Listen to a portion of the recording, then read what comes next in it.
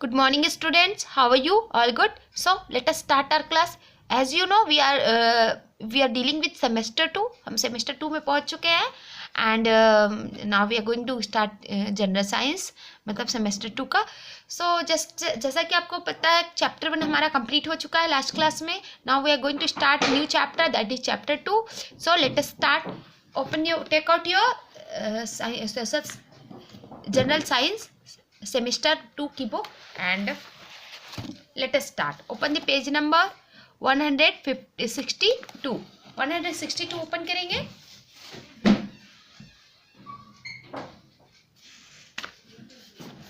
So this chapter is also in unit 1 our environment. हम unit 1 से है chapter 2. Chapter का नाम है एयर. इसके टॉपिक्स पहले देख लेते हैं. किस किस टॉपिक लर्निंग पॉइंट्स क्या क्या है हमारे. एयर अराउंड अस, हमारे चारों तरफ की एयर है ना. कंपोजिशन ऑफ एयर, एयर में कौन कौन से गैसेस होती हैं, कैसे उसका कंपोजिशन कैसे हुआ, बना कैसा है. ऑक्सीजन के बारे में पढ़ेंगे. एयर हैज़ वेट, कि एयर में वेट होता है. वेट मतलब वजन, ठीक है, भार. Warm air is lighter than and cold air, मतलब ठंडी हवा से गर्म हवा लाइट होती है, ये पढ़ना है. और वाइंड, जिसको हम कहते हैं हवा, तूफान, है ना. वाइंड एयर मतलब हवा होती है, लेकिन हवा जो ऐसे चलती है ना, जिसको हम फील कर पाते हैं, उसे वाइंड कहते हैं, ठीक है. So let's take a look in glossary. Glossary में पढ़ते हैं शब्दावली क्या क्या है. गैसेस, अब जानते हैं गैस को गैसेस के मिक्सचर मतलब मिश्रण, कई चीज़ों को मिला हुआ चीज़ है ना. नाइट्रोजन गैस का नाम है, ऑक्सीजन गैस का नाम है, कार्बन डाइऑक्साइड गैस का नाम है. ब्रीथिंग मतलब सांस लेना. बर्निंग वाइंड मतलब जिससे क्या कहते हैं, जलती हुई हवा, या फिर गर्म हवा जिसको बोलेंगे बर्निंग वाइंड, ठीक है. या फिर जिस हवा की वजह से बहुत गर्मी महसूस हो, गर्म हवा जिसको बोलेंगे. ब्रिज मतलब एक पुल. और पुल दो टाइप के होते हैं, ठीक है. एक पुल ऐसा होता है जो हमें दिखता है, जैसे नदियों में एक किनारे से दूसरे किनारे जाने के लिए जो पुल ब्रिज बनते हैं वो होता है.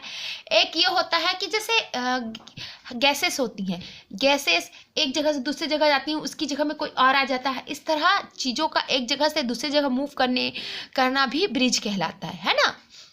ठीक है, चलिए मूव करते हैं आगे हम अपने चैप्टर पे. टेक अ डीप ब्रीथ, चलते गहरी सांस लो. लिया. Fish live in water and can not live without it. देखिए, जैसा फिश बिना पानी के रह सकती है क्या? नहीं. But human can not live without air. उसी तरह इंसान भी बिना हवा के नहीं रह सकता.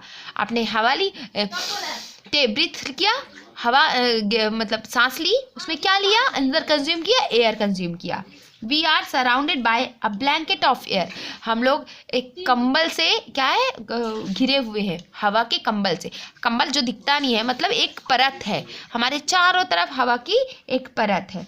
But we can not see it, पर हम इसे नहीं देख पाते. वी कैन नाइदर स्मेल और नॉट टेस्ट इट, ना ही इसको हम टेस्ट कर पाते हैं और ना ही सूंघ पाते हैं. इफ़ इट इज़ प्योर, अगर वो if it is pure air, अगर वो शुद्ध हवा है तो. But there are ways in which you can feel it, पर यहाँ पास कुछ रास्ते हैं, कुछ वेज हैं जिसकी वजह से तुम हवा को फील कर सकते हो. करते ना कभी कभी feel. Take a deep breath, you can feel air filling your lungs. गहरी सांस लो, आप देखेंगे कि हवा आपके फेफड़ों में भर रही है. फील होता है ना कि हवा हमारे अंदर चली गई. नाउ एक्सहेल, अब वापस हाथ छोड़ दिया. You can feel air living through your nostril. आप ऐसे छोड़ोगे तो आपके नाक के जो नथुने हैं ना, नाक की जो छिद्र है, वहाँ से आप महसूस करेंगे कि हवा बाहर निकल रही है. Clear. Next page number 163. You can also feel air as you ride a cycle on a windy day. हवा जब चलती रहती है, तब ऐसे में अगर साइकिल चलाओ तो आप हवा को महसूस सकते हैं. You can also see the leaves and branches swaying. जब डालियाँ और पत्तियाँ हिलती हैं, तब भी पर आप उसे महसूस कर सकते हो. आप देख सकते हो ना कि हवा चल रही है. Can you describe one incident when you fail the air around you, मतलब कोई इंसिडेंट डिस्क्राइब करना है जिसमें आपको पता चला हो कि आपने हवा महसूस की हो। तो बट मैंने यहाँ कोई इंसिडेंट नहीं लिखा, बिकॉज सबके साथ अलग अलग इंसिडेंट होते हैं, तो वो अपने अलग अलग तरीके से लिखेंगे, तो आप लोग वो इंसिडेंट अपने हिसाब से लिखेंगे। मैंने एक सिचुएशन यहाँ पर लिखी है इंसिडेंट की जगह। When I swing I feel air around me, जब मैं झूला झूलती हूँ तो मैं अपने चारों तरफ क्या हवा महसूस करते हैं, झूला झूलते हुए महसूस होता है ना। तो मैंने एक सिचुएशन लिख दिया कि जब ऐसा होता है जनरली, लेकिन इंसिडेंट नहीं लिखा। आप लोग इंसिडेंट में मतलब है कोई भी ऐसी घटना, कोई भी ऐसा चीज़ जब आपको पता चला हो कितनी हवा चल रही है, वो आपको लिखना है, ठीक है। In fact air is present in the soil as well as in water, यहाँ तक कि हवा तो मिट्टी में भी मिला होता है और पानी में भी होता है।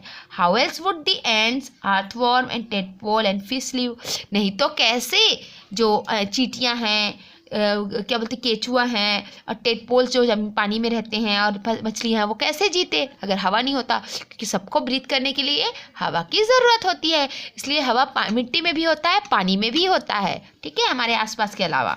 नेक्स्ट पॉइंट है हमारा what is air made of, मतलब कॉम्बिनेशन ऑफ एयर, हवा कैसे बनी है, चलिए देखते हैं। Air is mixture of gases, क्या है हवा, क्या है मिक्सचर है, मिक्सचर है, मिश्रण है, किसका, गैसों का मिश्रण है, मतलब कई तरह की गैसें मिलकर एयर बना है। Two gases that make up most of the air are nitrogen 78% and oxygen 21%। दो गैसेस जो सबसे ज़्यादा है इस अर्थ पे, वो है, सबसे पहला है नाइट्रोजन, नाइट्रोजन नाम की गैस है जो पूरे एयर का 78% है, और ऑक्सीजन है जो 21% है। मतलब टोटल मिलाकर कितना हो गया हमारे पास 99% दो गैसेस है, दो गैसेस मिलकर 99%, केवल 1% बचता है। The remaining 1% is made of gases like carbon dioxide, hydrogen, helium, water vapour ETC। और जो 1% गैस जो बचती है उसमें होते हैं कार्बन डाइऑक्साइड, हाइड्रोजन होता है, हीलियम होता है, वाष्प होता है, पानी के जो भाप नहीं होता वो होता है, इस तरह की और भी गैसेस हैं जो 1% में ही आते हैं। But of all these gases oxygen is the most important, सारे गैसों में सबसे ज़्यादा क्या इम्पॉर्टेंट है, ऑक्सीजन सबसे ज़्यादा इम्पॉर्टेंट है। When we breathe in we take in the oxygen present in air, जब हम सांस लेते हैं तो हवा में उपस्थित जो ऑक्सीजन है उसे अंदर लेते हैं। The oxygen is carried to various part of our body by blood from the lungs. अब ये ऑक्सीजन हम क्यों लेते हैं, ये जो क्या होता है, जब हम हवा अंदर लेते हैं तो लंग्स में पहुंचता है, वहाँ से केवल ऑक्सीजन कंज्यूम होता है। ऑक्सीजन क्या करता है, ये ऑक्सीजन बॉडी के ब्लड में, लंग्स से ब्लड में मिलकर पूरे बॉडी के पार्ट्स में पहुंच जाता है। और ऑक्सीजन करता क्या है, it helps to produce energy by combining with the food we eat. और ये क्या करता है, एनर्जी बनाता है, किसके साथ मिलकर, जो हम खाना खाते हैं ना उस खाने के साथ मिक्स हो जाता है ऑक्सीजन, और क्या बनाता है, एनर्जी बनाता है, जिसका हम यूज़ करते हैं अलग अलग तरह के कामों में। We breathe in air rich in oxygen and we breathe out air which is mainly carbon dioxide. हम सांस लेते हैं जिसमें ज़्यादातर, उस हवा में जो ज़्यादातर ऑक्सीजन होती है, और जब हम बाहर सांस जब हम छोड़ते हैं तो उसमें मेनली क्या होता है, कार्बन डाइऑक्साइड नाम की गैस होती है। So now we know why we feel suffocated in closed room with lots of people. तब हमें एहसास हो जा सकता है, हम समझ सकते हैं कि जब हम किसी कमरे में, बंद कमरे में हो और वहाँ बहुत सारे लोग हो तो हमें सब घबराहट होती है ना, तो क्यों होती है। एक्चुअली क्या होता है, देखिए कमरा बंद है तो वहाँ लिमिटेड ऑक्सीजन होगा, और जब लिमिटेड ऑक्सीजन होगा तो बहुत सारे लोग हैं अगर तो सबके सब क्या करेंगे, ब्रीथ करेंगे, तो सबके सब कंज्यूम करेंगे ऑक्सीजन, और वापसी में क्या कार्बन डाइऑक्साइड निकालेंगे, तो वहाँ पर ऑक्सीजन की कमी हो जाती है। और ऑक्सीजन की कमी होने की वजह से वो क्या हो जाता है, ऑक्सीजन जब कम हो जाता है तो क्या होता है, वहाँ पर सफोकेशन होने लगती है, घुटन होने लगती है, कि कार्बन डाइऑक्साइड की मात्रा बढ़ जाती है और ऑक्सीजन की मात्रा कम हो जाती है, इसलिए हम सफोकेटेड फील करते हैं। ठीक है, oxygen is necessary for burning. जिस तरह ऑक्सीजन हमारे ब्रीथिंग के लिए इम्पॉर्टेंट है, उसी तरह बर्निंग के लिए इम्पॉर्टेंट है, मतलब जलने, कुछ भी जैसे हमारी गैस जल रही है ना, तो वहाँ पर भी ऑक्सीजन का होना ज़रूरी है। कोई भी चीज़ जैसे मोमबत्ती कैंडल्स वगैरह जला रहे हैं, कुछ भी चीज़ जलने के लिए वहाँ पास ऑक्सीजन का होना इम्पॉर्टेंट है। You will need 3 candles. अब देखो यहाँ एक्टिविटी दिया है कि इससे पता चलेगा कि हमें जिस तरह ब्रीथिंग के लिए इम्पॉर्टेंट है उसी तरह जलने के लिए भी ऑक्सीजन इम्पॉर्टेंट है। ठीक है, you will need 3 candles, a small jar, a big jar. एक बड़ा जार चाहिए, एक छोटा जार चाहिए और 3 कैंडल चाहिए एक्टिविटी करने के लिए। आप लोग इसे करके देख सकते हैं। लाइट दी 3 कैंडल्स, तीनों कैंडल जला लीजिए। Cover with the small jar, one a big jar and leave the third uncovered. 3 मोमबत्ती में से एक मोमबत्ती तीनों को जला लिया, एक को क्या किया ऊपर से ढक दिया छोटे जार से, दूसरे को बड़े जार से ढक दिया, तीसरे को खुला छोड़ दिया। You will notice that candle is in the small jar will get extinguished first, then a little later the one in the big jar. आप नोटिस करेंगे, जब ऐसा करेंगे तो आप लोग नोटिस करेंगे कि जो स्मॉल जार से जो ढका है कैंडल वो पहले बुझेगा, उसके बाद जो बड़ा जार से ढका है वो बाद में बुझेगा। The candle that was uncovered continue to burn, और जो ढका नहीं है वो कंटिन्यू जलता रहेगा। इससे क्या पता चला? इससे पता चला कि जब छोटे जार में हमने जो बंद किया था वहाँ पास उतना ही ऑक्सीजन था, जितना ऑक्सीजन था वो जल गया। उसके बाद है ना बड़ा वाले जार की कैंडल बुझेगी, पहले छोटे जार की कैंडल बुझेगी क्योंकि वहाँ ऑक्सीजन खत्म हो जाएगा पहले, फिर बड़े जार से जो रखा है उसकी कैंडल बुझेगी क्योंकि वो दोबारा में क्या होगा, वो कैंडल थोड़ी सी ज़्यादा ऑक्सीजन है इसलिए वो बर्न होगी। और लास्ट में जो कैंडल ढका नहीं है वो क्या होगा, जो कैंडल ढका ही नहीं है तो उसमें कोई फर्क नहीं पड़ेगा, वो कंटिन्यू जलता रहेगा। इस तरह पता चलता है कि बर्निंग के लिए भी ऑक्सीजन इम्पॉर्टेंट है। नेक्स्ट पेज पे ओपन करिए, पेज नंबर यहाँ आप देख सकते हो 164। ये 164 पे ओपन करेंगे, यहाँ पास ये देखिए what could be the reason क्या हो सकता है, वही एक्टिविटी है। यहाँ पर देखिए ए में छोटे जार से ढका है, बी को बड़े जार से ढका और सी को खुला छोड़ दिया। बड़ा जार वाला छोटे जार वाला पहले बुझ जाएगा, उसके बाद छोटा जार वाला बड़े जार वाला पहले छोटे जार वाला बुझेगा, फिर छोटा जार वाला बुझेगा, लास्ट ये कंटिन्यू जलता रहेगा। The candle is 2 jars were extinguished as soon as there oxygen supplies run out. जब ऑक्सीजन खत्म हो गया, जैसे ही भी जार के 2 जार में ढके हैं वैसे वहाँ की कैंडल बुझ गई। So the gas present in air which is necessary for breathing as well as burning is oxygen. Obviously इसलिए कहा जाता है कि जो गैसों में जो हवा में प्रेजेंट होती है गैस, वो ब्रीथिंग के लिए भी ज़रूरी है और बर्निंग के लिए जलने के लिए भी ज़रूरी है, वो है ऑक्सीजन। यहाँ पास ऑक्सीजन फिलअप करेंगे बेटा, okay. Beside the gases present in pure air, you might have noticed some other gases, especially in a city atmosphere. In gases के अलावा शुद्ध हवा में आप कभी कभी नोटिस करते हैं कुछ गैसों को, जो कि ज़्यादातर सिटीज़ में, जो ज़्यादा बड़ी बड़ी सिटीज़ होती है ना, वहाँ के वातावरण में ये पता चलता है, मतलब नोटिस होता है। था pure air is invisible and has no smell. You can often see and smell some harmful gases. देखिए ऐसे तो जो शुद्ध हवा होती है वो इनविजिबल, अदृश्य होती, दिखाई नहीं देती, ना उसको स्मेल कर सकते हैं, लेकिन कभी कभी कुछ हार्मफुल गैसेस होती है जिसको स्मेल भी कर सकते हैं और देख भी सकते हैं। जैसे for example you can see the smell of smoke and other injurious gases that come out of the exhaust of cars and chimneys of factories. जैसे कि आप देख सकते हैं धुआं होता है, वो दिखता है ना धुआं, और दूसरी भी खतरनाक गैसेस है जो कि कहाँ से निकलती है, कार के एग्जॉस्ट से, मतलब कार का जो पाइप होता है ना, जो इंजन से निकलता है, कार के धुएं से निकला हुआ धुआं और चिमनी, फैक्ट्री की चिमनियों से निकला हुआ धुआं और दूसरी गैसेस को आप देख सकते हैं और स्मेल भी कर सकते हैं। बहुत गंदी सी स्मेल आती है ना। These gases cause pollution of the air. यही गैसें हैं जो क्या करती हैं, एयर पॉल्यूशन करती हैं, हवा को प्रदूषित करती हैं, ठीक है। We must take step to reduce pollution of air as it is harmful for us. ये हमें कुछ ना कुछ करना चाहिए इन एयर पॉल्यूशन को कम करने के लिए, क्योंकि ये हमारे लिए खतरनाक है। Especially our breathing organs and the lungs can get damaged when we breathe in polluted air. Especially हमारे जो ब्रीथिंग ऑर्गन्स है जिससे हम सांस लेते हैं वो ऑर्गन्स और लंग्स को डैमेज कर सकता है ये, क्योंकि ये पॉल्यूटेड एयर, प्रदूषित एयर हमारे लंग्स को और ब्रीथिंग ऑर्गन्स को डैमेज कर सकता है, खराब कर सकता है.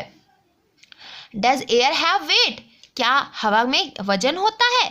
देखें, have you heard the phrase as light as air. मतलब आपने कभी कभी सुना होगा ना कि तो बोलते हैं बहुत हल्का, जैसे कि हवा हल्की है. तो क्या एकदम हवा में वेट नहीं होता, बिल्कुल वजन नहीं होता? हाँ, वो हल्का जरूर होता है पर वजन बिल्कुल ऐसा नहीं है, वजन होता है. Well light it may feel but air does have weight. हाँ, ये हो सकता है कि वो हल्का है लेकिन उसके पास भी वजन होता है. Let us perform a simple activity and see. चलो एक एक्टिविटी करके देखते हैं, चलिए करते हैं, ठीक है. तो मैं आपको यहाँ पर इंस्ट्रक्शन दे रही हूँ, आप लोग घर पे कर लेंगे. यहाँ पर लिखा हुआ है you will need a metre long stick wooden, some thread, 2 similar balloons inflated, 2 clips and a sharp pin. आपको क्या क्या चीज़ की ज़रूरत होगी? 1 मीटर लंबी लकड़ी की स्टिक, लकड़ी की छड़ी जिसमें ना मीटर वाले डॉट्स लगे हों, कुछ धागे, थोड़ी सी धागा चाहिए, 2 सेम बलून चाहिए फूले हुए, और 2 क्लिप्स चाहिए और एक पिन चाहिए, 7 पिन है ना, नुकीली पिन चाहिए. Hang the stick at its mid point by the piece of thread. Stick को लटकाना है ऐसे, हॉरिजेंटली लटकाना है एक धागे से बांधकर, जिससे दोनों पार्ट बराबर हो. Using the clips, fix the balloon at 2 ends and stick at equal distance from the midpoint. Mid point पे स्टिक को बांध दिया धागे से. अब यहाँ पर क्लिप के यूज़ करके दोनों बलून को बराबर इक्वल डिस्टेंस में, मतलब मिड से जितना दूर यहाँ इस तरफ एक बलून लगाएंगे तो मिड से उतने ही दूर डिस्टेंस में दूसरा बलून लगाएंगे. Since the balloons are of same size, they balance the another. अगर वो सेम साइज के हैं तो दोनों एक दूसरे को बैलेंस कर लेंगे. मतलब क्या होगा, दोनों ऐसे स्थिर रहेंगे. The meter stick is in the horizontal position. Metre stick कैसी होनी चाहिए? हॉरिजेंटल, मतलब ऐसे बेड़ा होना चाहिए. Use a pin and prick one the balloons. एक पिन की सहायता से एक बलून को फोड़ दो. What happens? Record here. यहाँ पर बताइए क्या होगा? एक तरफ झुक जाएगी. क्या होगा? एक तरफ बलून झुक जाएगी. Does your stick look like this? Why? क्या आपकी जो स्टिक है ऐसी दिखने लगी? अगर दिख रही तो क्यों? तो ये दोनों पॉइंट्स जो हैं आप क्या करेंगे? होमवर्क में करेंगे. This will be your homework. बेटा पूरा चैप्टर अभी पढ़ाने के लिए करना है नहीं, बहुत एक्स्ट्रा हो जाएगा, इसलिए this will be your today's homework. Means 25 Feb का होमवर्क होगा और ये चैप्टर पढ़ेंगे वो आपका क्लास वर्क होगा. So do it. एक्टिविटी करें और इसे फिलअप करें. And will read remaining portion of this chapter in our next class and will also do if it would be we'll also take exercise. Okay, so let us meet in our next class. Okay, so till then stay safe, stay blessed and be careful. Have a nice day and keep sending and doing your classwork and homework.